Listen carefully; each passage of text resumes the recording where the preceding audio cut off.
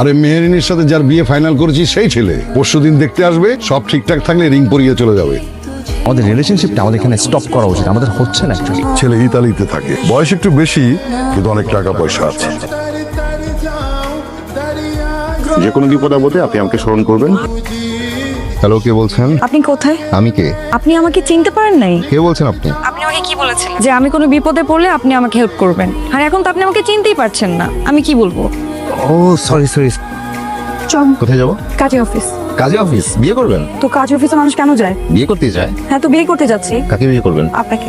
আমাকে? পাগল নাকি আপনি? কি বলতেছেন? শুনুন, আপনার ভাই আমার সাথে ডিচ করছে, আর আপনি এই ভাইয়ের কারণে আমার বাসা থেকে বিয়ে ঠিক হচ্ছে। আপনি জানেন কার সাথে বিয়ে ঠিক হচ্ছে? ইটালিতে থাকে এরকম একটা লোকের সাথে আমার বিয়ে ঠিক হচ্ছে। তার এত বড় ভুঁড়ি, কালো কুচকুচে, আমার থেকে অনেক বড়। তার বয়স কত জানেন? 50 বছর। শুধুমাত্র টাকা পয়সা ছাড়া আর কিচ্ছু নাই। আপনি কি জানেন এরকম একটা লোককে আমি বিয়ে করি? তো আমি কেন?